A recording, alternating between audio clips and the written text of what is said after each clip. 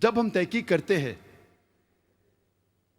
आतंकवादी हमले की सारी दुनिया में और इंडिया में भी, हमें पता लगता है और बिला शक हम खुल्लम खुल्ला बिला शक सबूत के साथ हम कह सकते हैं आतंकवाद मुसलमानों की विरासत नहीं है।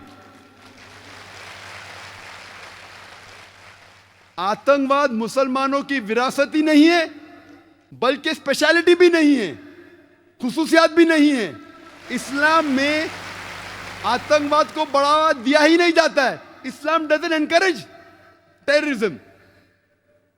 इस्लाम कहता है कि आतंकवाद हराम है। Terrorism is prohibited, it is हराम।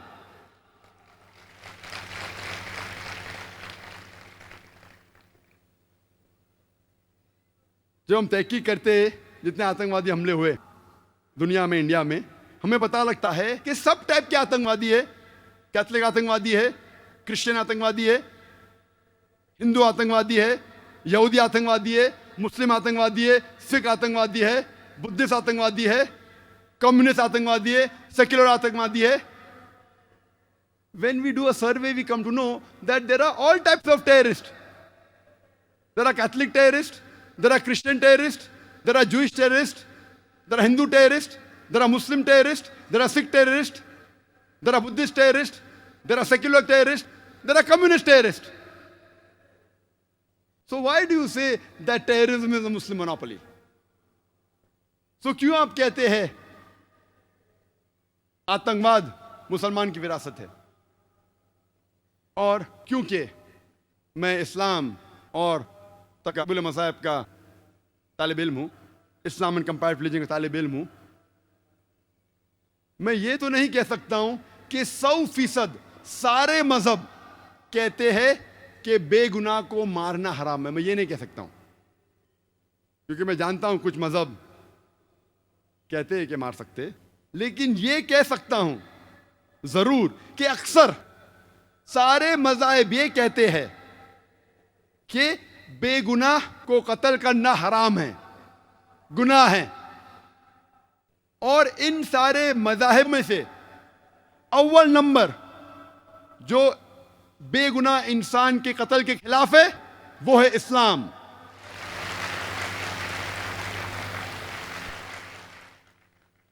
कुरान मजीद में लिखा है सूरह माइदा में सूरह नंबर 5 आयत नंबर 32 में कि अगर कोई भी इंसान, चाहे मुस्लिम या गैर मुस्लिम हो, अगर दूसरे कोई इंसान का कत्ल करता है, चाहे मुस्लिम या गैर मुस्लिम हो, सिर्फ कत्ल के बदले कत्ल, या वो इंसान जो इस धरती पे फसाद फैला रहा है, फितना फैला रहा है, ये दो लोगों के अलावा अगर कोई इंसान दूसरे इंसान का कत्ल करता है तो गोया के ऐसा है कि सारी इंसानियत का कत्ल कर रहा है। कुरान मजीद में लिखा है कि अगर कोई इंसान कोई दूसरे बेगुनाह इंसान का कत्ल करता है तो गोया के ऐसा है कि सारी इंसानियत का कत्ल कर रहा है। और आगे लिखा है कि अगर कोई इंसान दूसरे इंसान की जान बचाता है तो गोया के सारी इंसानियत की जान बचाता है। मैं ये नहीं जानता हूं कि कोई मजहब की किताब में लिखा है कि अगर आप एक इंसान की जान बचाओ तो सारी इंसानियत की जान बचाओ। ये इस्लाम में लिखा है। कुरान में ये नहीं लिखा है कि मुसलमान की जान बचाओ तो अच्छी चीज है। कोई भी मासूम इंसान की अगर जान बचाते हैं आप, चाहे मुस्लिम या गैर मुस्लिम, सारी इंसानियत की जान बचाते। और कोई भी मासूम इंसान का कत्ल करते हैं तो गोया के सारी इंसानियत का कत्ल कर रहे हैं।